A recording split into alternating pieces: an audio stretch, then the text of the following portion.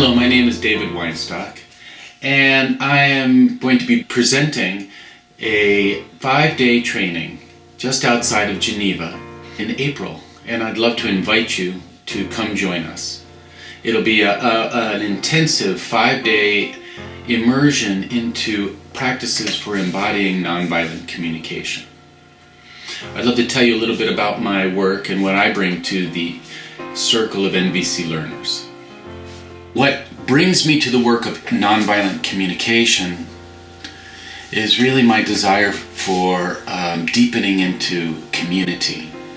See, I see community right now as a big part of the answer of what's going on, not only in my own life, but the problems in the world. It's within relationships and community where we build our faculties for empathy. We practice them.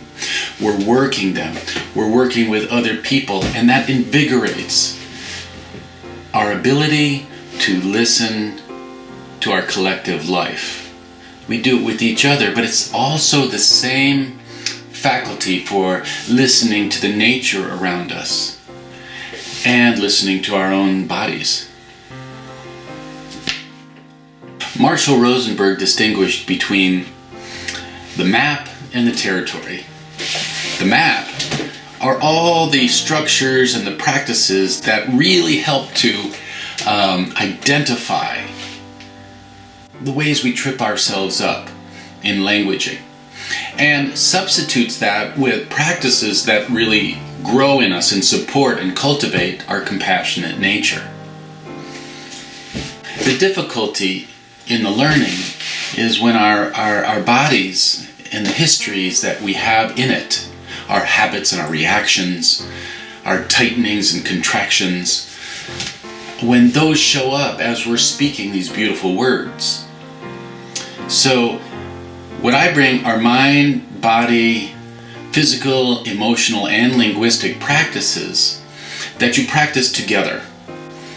And in doing so, you come in contact, come face to face with the histories we've embodied and our reactions, and ways to find the sources of those reactions, the beautiful needs that those habitual patterns are in service of. We can grow and build and align practices with what it is that matters to us now. Our needs. Needs in nonviolent communication are primarily the qualities of life that we all share and that make life more enriching and wonderful, such as living with integrity, graciousness, or empathy, belonging, security. These are qualities we need to relax and be more aware and connected with each other. So I bring several disciplines through me and that I share in the work. One is my work as a somatic coach. And a somatic coach is someone who coaches people to listen to the wisdom of their bodies, to re-inhabit our intuition and our instincts and our heartfelt ways of being, and ways to harmonize the inner conflicts that we have, ways to mediate them and find the unity. So we're speaking from our whole self. That's when we connect to others in a way that transmits those qualities of being. That takes practice, that's intentional, that's committed, that's deliberate over time. Another discipline that I bring is the art of Aikido. Aikido is an evolved martial art, which is essentially nonverbal, nonviolent communication. And since, especially in our early times, we learned to talk using our bodies, pre-verbally even, to unlearn and to change our habits, to bring in the body into it, into the learning, into the movement, into the communication, really facilitates growth. And to do that in a group together as we train really accelerates the learning.